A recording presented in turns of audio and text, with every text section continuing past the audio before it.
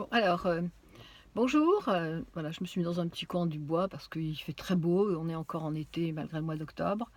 Vous m'avez posé des questions et là, je suis en discussion avec une professeure des écoles dans des quartiers, on va dire, un peu chauds. Et vous, les professeurs, vous vous posez beaucoup de questions, vous demandant est-ce que vous devez aider les surdoués, de quelle façon les aider. Et moi, j'ai répondu que beaucoup de parents ne sont pas agréablement surpris de comprendre que leurs enfants sont surdoués. Parce qu'évidemment, accepter une différence chez un enfant, c'est très perturbant. Accepter que son enfant travaille mal à l'école parce que c'est un surdoué, c'est-à-dire un hyper intelligent et qui pourrait devenir chercheur et Einstein dans 20 ans et qu'aujourd'hui il s'ennuie à l'école, c'est très perturbant pour les parents. Donc vous me demandez, vous les professeurs, je vous fais un grand coucou, rejoignez le combat, bon, rejoignez la bataille. Et, euh, et en fait, vous me demandez comment est-ce que vous pouvez aider ces enfants surdoués. J'ai fait une vidéo qui n'est pas encore mise en ligne parce que c'est vrai qu'avec l'iPhone, on appuie sur un bouton, ça part tout seul. Mais j'ai fait une vidéo où j'explique, parce qu'une maman me demandait la relation surdoué-enfant.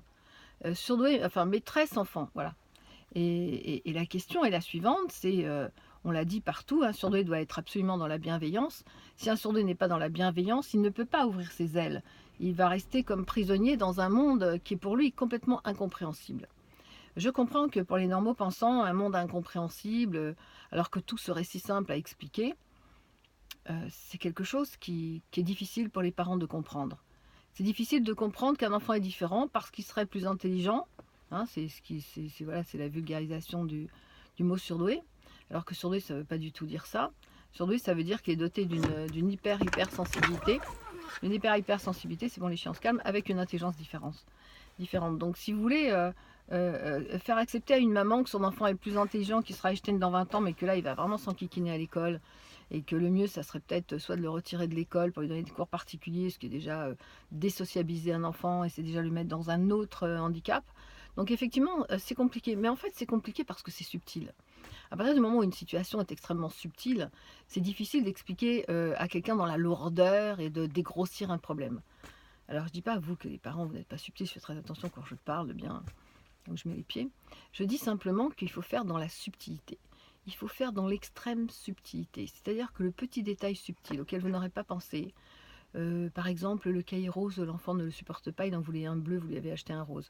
Cette hyper sensibilité qui se glisse dans toute subtilité, il va falloir effectivement regarder point par point où est-ce que ça va et où est-ce que ça ne va pas. Par exemple, un cartable, des outils, voilà, qui seraient différents. Voilà, ça commence là les petits trucs du surdoué. Ça commence là, cette petite sensibilité, ça va pas, le stylo il tient pas bien dans sa main, la feuille non elle est pas comme ça, la couleur du cahier.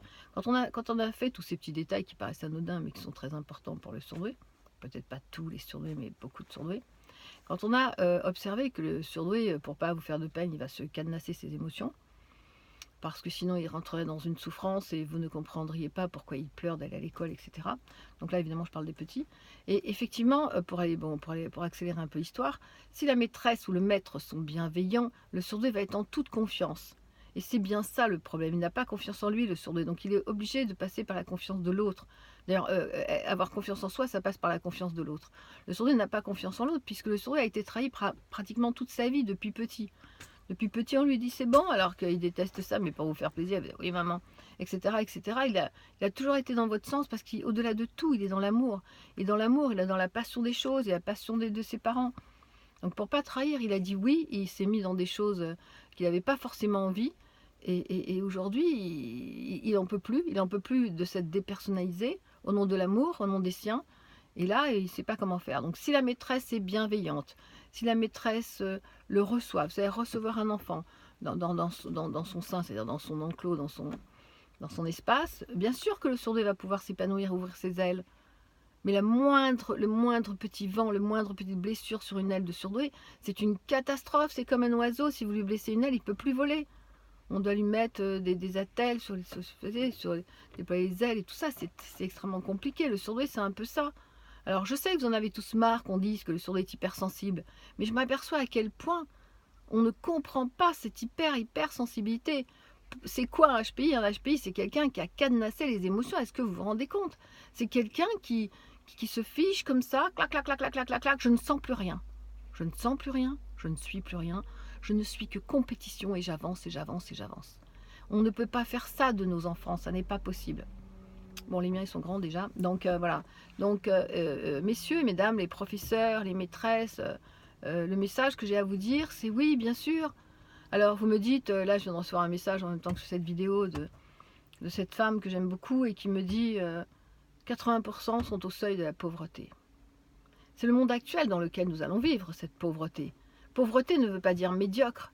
Donc bien sûr qu'on doit mettre en place des moyens gratuits, offerts, à une condition. Moi, je vous offre tout ce que vous voulez, à une condition. Je veux et j'exige des résultats, encore plus que si vous me payez. Voilà. J'ai beaucoup travaillé dans le bénévolat. Je pense que c'est l'heure pour moi d'arrêter. J'ai fait pas mal de vidéos et je continue. Je veux bien aider, mais je veux des résultats. Et je trouve que les surdoués en ce moment, il fera bien de se bouger un peu. Donc nous sommes dans une période effectivement où l'argent va commencer à manquer, où le matériel va être différent, où les choses se mettent en place différemment, où dans un monde où tout le monde manipule tout le monde, etc., etc. Bon, je n'ai pas envie de rentrer là-dedans. Où tout le monde fait peur à tout le monde, où on regarde à la télévision, il n'y a que des choses horribles, vous ouvrez les journaux, c'est atroce, bon, il n'y a pas une bonne information. Donc on est dans une mutation de monde, je pense, et on doit l'accepter. On doit accepter que, par exemple, le bois sera toujours là, même s'il est un peu sec, on mettra des choses en place, écologiquement parlant, parce que c'est la grande sortie. 80% de seuil de pauvreté, ça ne veut pas dire de médiocrité et de refus de partage. À partir du moment où chacun va donner un petit bout de soi à l'autre, c'est bien ce qui manque en ce moment, et nous, pendant notre génération que nous déplorons, élèves surdoués ou simplement empathie de la part. Ouais, c'est ça, ça continue les petits messages. Donc je vous fais cette vidéo, je vais la mettre tout de suite en ligne. Alors, pour reprendre, l'hypersensibilité, l'élève demande un cahier rose, un cahier bleu à la place d'un cahier vert ou jaune. Le stylo, il doit être comme ci ou comme ça. Alors ce sont des frais, mais ce ne sont pas des frais. Je dirais entre un crayon à 1 euro, ou je sais pas, c'est peut-être différent les prix, vous allez me dire, etc. Bon, déjà, ça commence là.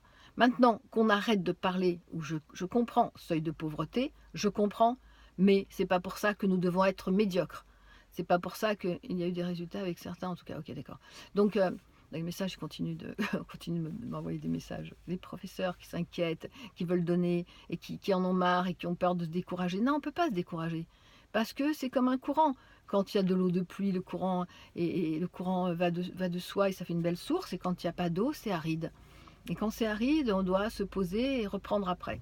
Oui, c'est un grand combat et ce sera une vidéo dans n'importe quel sens. Donc le stylo, l'hypersensibilité, le toucher, ce que l'élève va emmener avec lui à l'école. Et après, et après. Et après, bien sûr que ses parents lui manquent.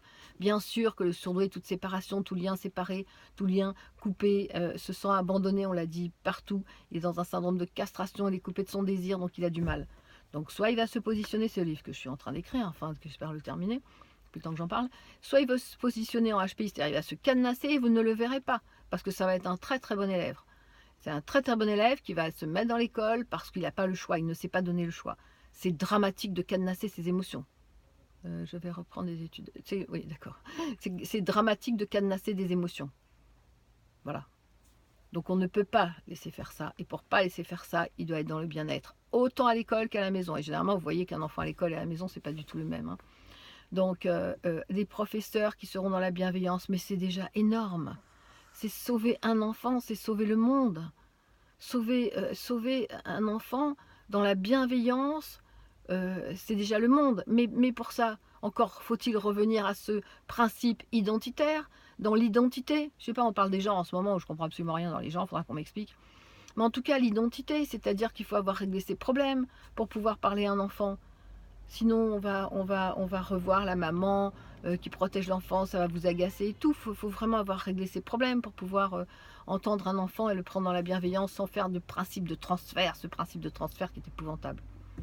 Sur l'enfant, oui, oui, je parle de transfert des maîtresses, des professeurs sur l'enfant. Elle a un regard comme ça, c'est le regard de mon père, donc je jette l'enfant. Bien sûr qu'on est là-dedans.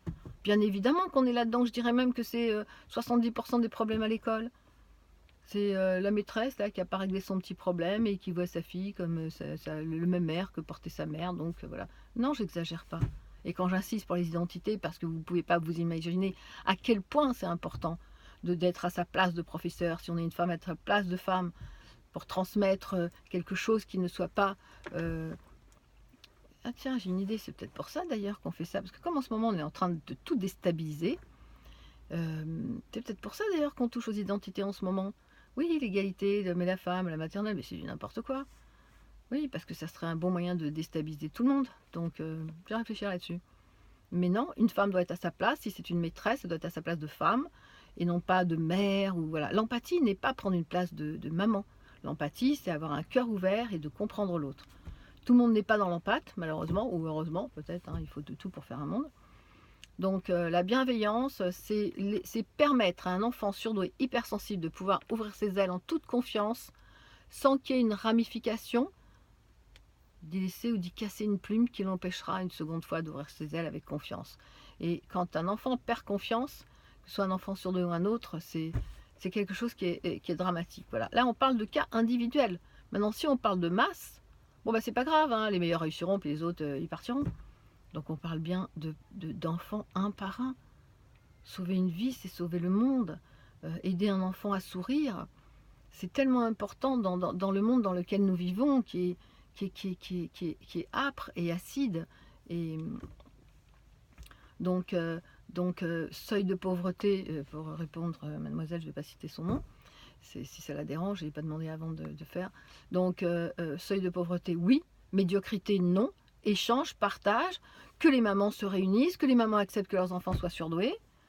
Et j'ai prévenu cette personne que j'étais prête à faire des interventions via WhatsApp ou autre, avec les maîtresses, avec les professeurs. La même chose pour les psys qui voudraient entendre qu'est-ce que c'est qu'un surdoué et surtout ce qu'on ne doit pas faire en analyse. Et puis, j'ai envie de dire, pour avoir fait 20 ans d'analyse, évitez de mettre vos enfants surdoués chez des psys qui connaissent absolument rien à la surdouance, si ce n'est qu'un QI, voilà. Et évitez d'aller faire passer des tests à vos enfants, même si l'éducation nationale vous réclame des tests parce qu'on doit avoir une preuve que l'enfant est surdoué. De toute façon, je ne vois pas à quoi ça sert parce qu'un élève, un très mauvais élève qui revient avec 142 QI, messieurs les professeurs, et qui ne comprenaient rien aux surdoués, je ne vois pas à quoi ça peut vous servir.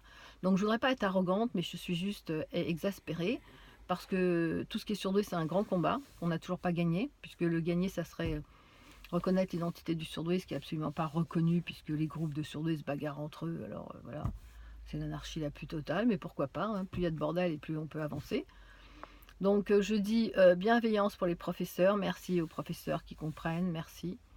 Merci à ceux qui veulent bien se documenter et qui pourtant ne comprennent pas, c'est encore un effort encore plus important. Merci à tous les professeurs surdoués qui s'occupent des enfants dans les écoles. Croyez-moi que juste votre bienveillance, c'est déjà énorme.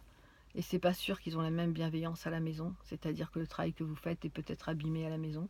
Parce que peut-être qu'à la maison, on demande à l'enfant d'être comme tout le monde, de faire comme tout le monde, ce qui est peu probable pour lui. Donc c'est encore un déséquilibre, mais il sera content d'aller à l'école, celui-là. Ce qui n'était pas mon cas, donc je peux vous en parler. Hein. Et aider le surdoué, lui permettre d'ouvrir ses ailes. Il n'y a pas de raison que ces enfants surdoués soient condamnés à vivre dans l'obscurité et surtout dans cette triste envie de mourir. Voilà, donc merci aux professeurs. Et mettez-les en confiance. Restez bien à votre place de femme si vous êtes une femme. Restez bien à votre place d'homme si vous êtes un homme. C'est important de ne pas jouer les mamans ou les papas. Et surtout de ne pas prendre la place, évidemment, des parents de l'école. Donc l'empathie, c'est une chose, c'est permettre à l'autre de pouvoir dire et de pouvoir être libre. Le surdoué, pour être libre, c'est lui donner le droit de penser, de réfléchir à sa façon. Sans honte, voilà. Bon, bah écoutez, voilà, c'était un petit truc vite fait. Il fait beau dans les bois. Voilà, bah, je vous embrasse et j'espère que... Bah, demandez-moi ce que vous voulez, franchement, pour faire avancer voilà, tout ce qui va dans le bon sens du surdoué, que ce soit HPI, que ce soit HPE, comme je l'ai dit, que ce soit les hypersensibles aussi, qui sont à la traîne derrière. À partir du moment où les choses bougent, vous pouvez me demander ce que vous voulez, je pense que je serai d'accord. Mais voilà, c'est comme j'allais dire, mais n'abusez pas quand même hein, de ma générosité. Oui, on va enlever le mot généreux parce que comme je suis une femme généreuse, ça s'attache plutôt à la mère. Donc je ne suis pas votre mère. Voilà, je suis une femme, je m'appelle Raymonde, je vous embrasse. Restez bien en place avec votre identité. Si vous voulez, je fais tout de suite une série sur les identités. Bon, déjà, je vais passer celle-là sur YouTube et j'attends vos questions. Et je suis prête à faire des interventions WhatsApp, FaceTime ou je sais pas, autre pour les écoles. Voilà, gratuitement, bien sûr, gratuitement. Mais n'abusez pas, hein, je vous préviens. Il y aura un petit échange quand même. Hein. Bon, je vous embrasse. Bisous. Bisous à tous. Je vous aime.